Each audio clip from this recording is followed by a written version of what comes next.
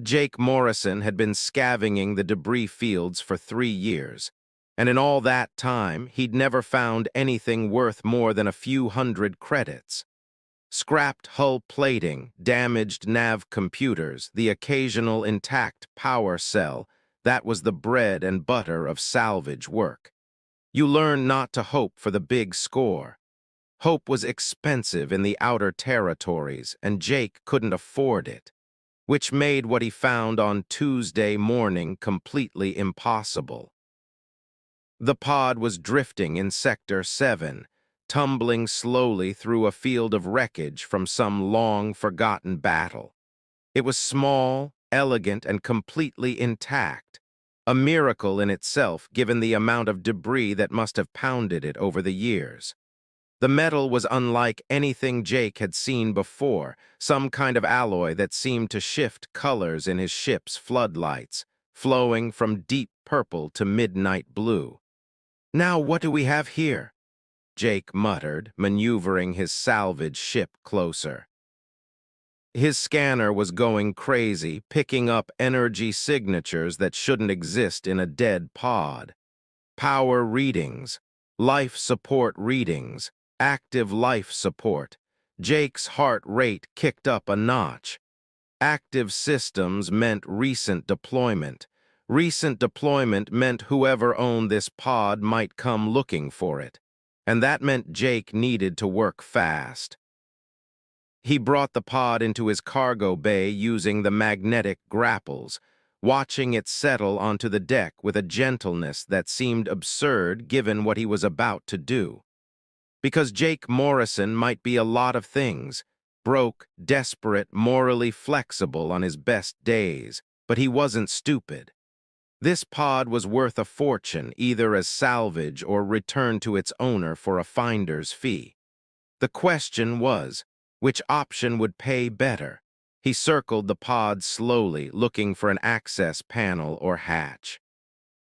The surface was seamless, no visible rivets or seams. Just that strange, color-shifting metal that seemed to pulse with its own internal light. "Okay," Jake said to the empty cargo bay. "Let's see what you're hiding." He found the control interface purely by accident, his hand brushing against a section that suddenly lit up with symbols he didn't recognize. But the pod responded to his touch, the symbols rearranging themselves into something approximating English, badly translated but readable. Cargo biological status, stasis active warning, diplomatic payload. Jake's breath caught. Biological cargo, that could mean anything from research specimens to something much more valuable. And that diplomatic warning, that was either a massive red flag or the opportunity of a lifetime, probably both. His fingers hovered over what he thought might be the release mechanism. This was the moment. Open the pod, see what was inside, and commit to whatever consequences followed. Or seal it back up, haul it to the nearest station, and hope the finder's fee was worth the fuel he'd burned getting here. Jake had never been good at making smart choices. The pod opened with a hiss of equalizing pressure, the top half sliding back to reveal an interior that glowed with soft, amber light. And there, nested in what looked like some kind of gel suspension, was a girl. Not a human girl. That was immediately obvious. Her skin was a vibrant orange, bright and luminous like the heart of a flame. Her hair was blonde, impossibly, strikingly blonde, fanned out around her head in waves that seemed to move of their own accord in the gel. She wore some kind of form-fitting suit that looked ceremonial, expensive, covered in intricate patterns that might have been writing or decoration. She was beautiful in a way that made Jake's chest ache. And she was absolutely, definitely worth more money than he'd see in 10 lifetimes. Holy hell, Jake breathed, leaning closer. The gel was receding, draining away through hidden channels in the pod. He could see her face clearly now, delicate features, high cheekbones, lips slightly parted as if in sleep. "What are you? Who put you in here?" He reached out, not quite touching, his hand hovering over her face. This close, he could see the way her skin seemed to have its own internal light, a soft glow that pulsed in time with. Was that breathing? Was she alive? The scanner on his hip beeped insistently. Jake pulled it up, his eyes widening at the readings. Life signs, strong ones. Whoever, whatever this girl was, she wasn't dead. She wasn't even injured. She was just sleeping or in stasis. Diplomatic payload, the pod had said. Jake's mind raced through possibilities. A princess being transported, a dignitary's daughter, some kind of alien aristocracy being moved for an arranged marriage. Any of those scenarios ended with Jake either rich beyond his wildest dreams or very, very dead.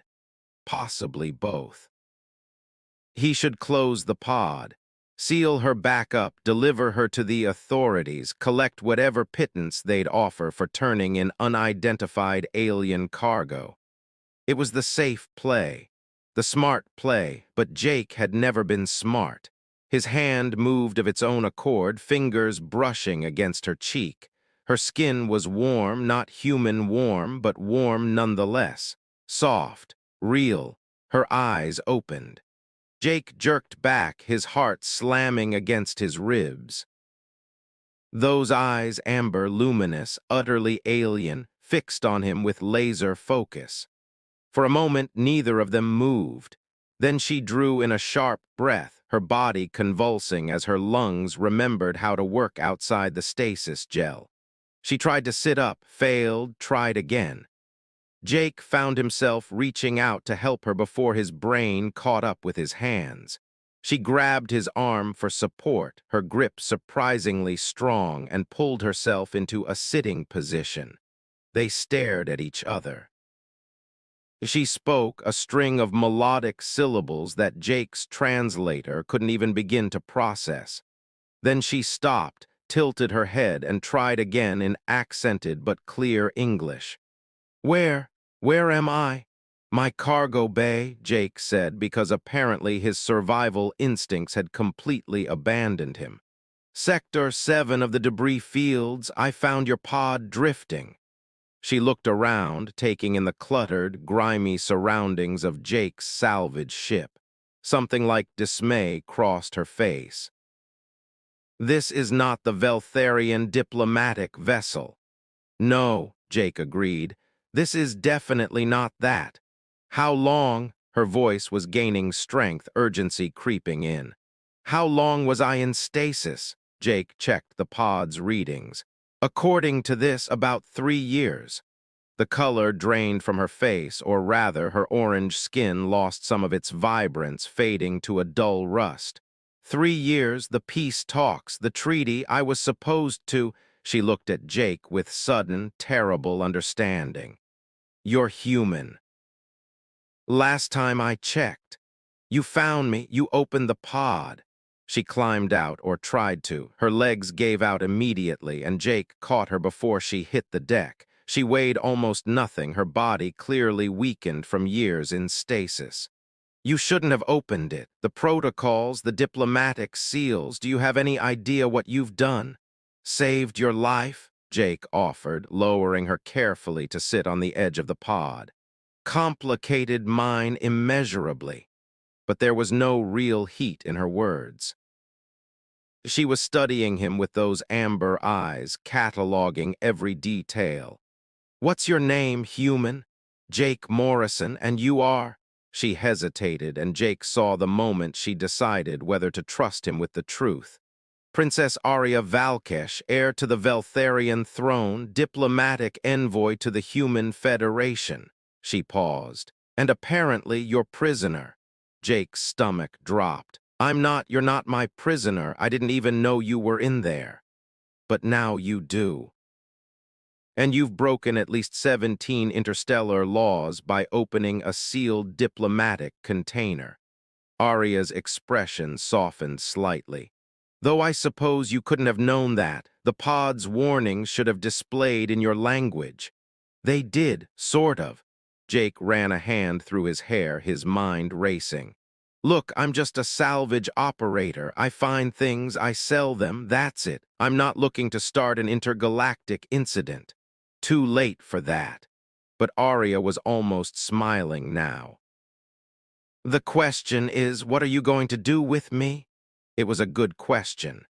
Jake looked at her, this alien princess in her ceremonial suit, sitting in his cargo bay like some kind of fever dream. She was worth a fortune, had to be.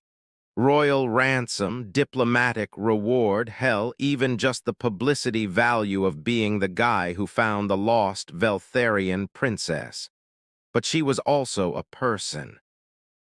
A scared person who'd been asleep for 3 years, who'd woken up in a stranger's ship with no idea what had happened to her mission or her people. I'm going to help you, Jake heard himself say. Figure out what happened, get you home or to wherever you're supposed to be. Arya's eyes widened. You're not going to ransom me or sell me to the highest bidder. I mean, I thought about it, Jake admitted.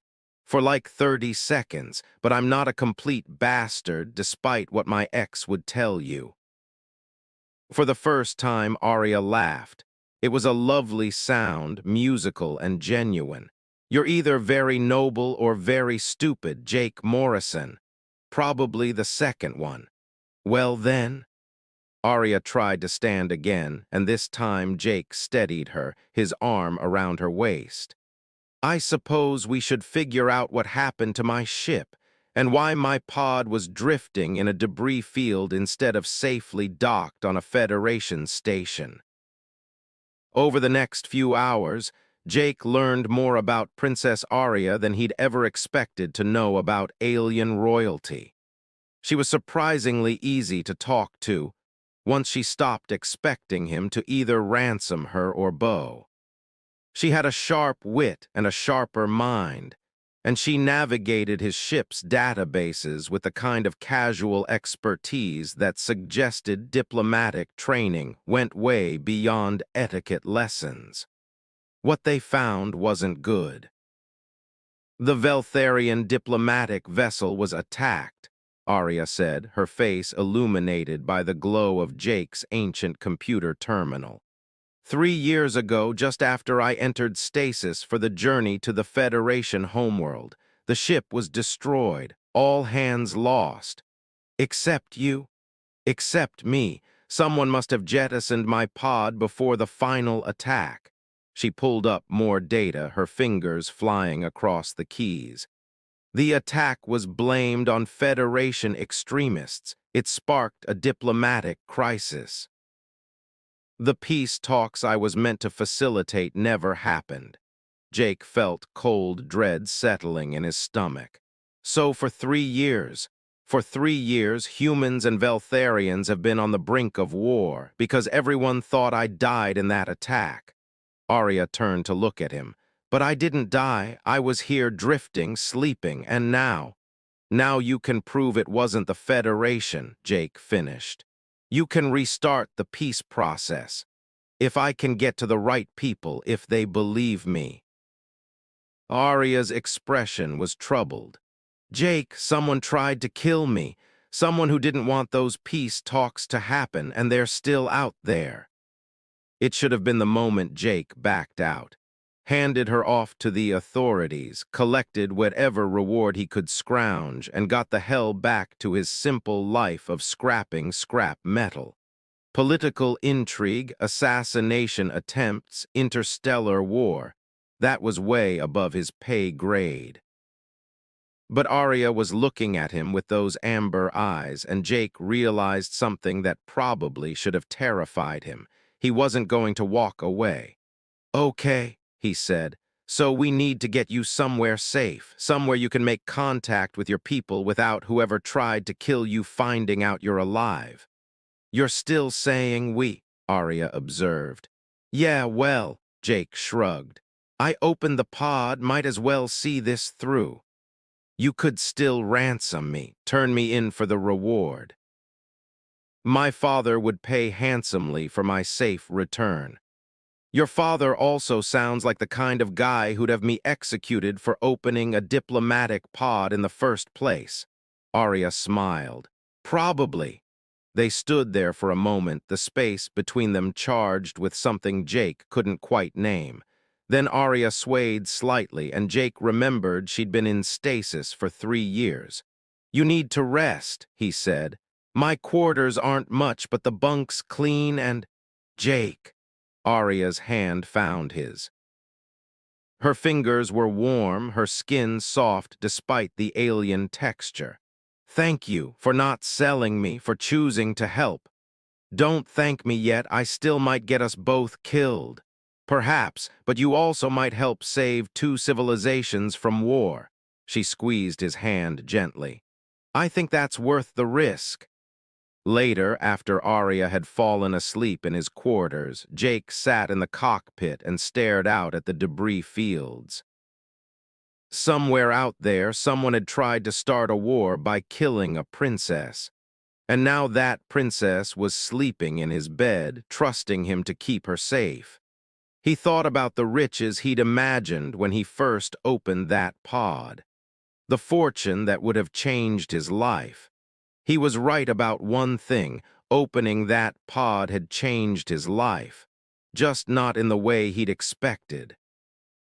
Because somewhere between finding an impossible treasure and watching those amber eyes open for the first time, Jake Morrison had stopped seeing cargo and started seeing a person. A remarkable person who needed help. And maybe, just maybe, he'd found something worth more than money. He'd found purpose. His comm unit beeped with incoming messages, bounties, salvage opportunities, the usual noise of his old life. Jake shut them all off and plotted a course for the edge of known space. He had a princess to protect and a war to prevent, and he'd never been more terrified or more certain of anything in his life.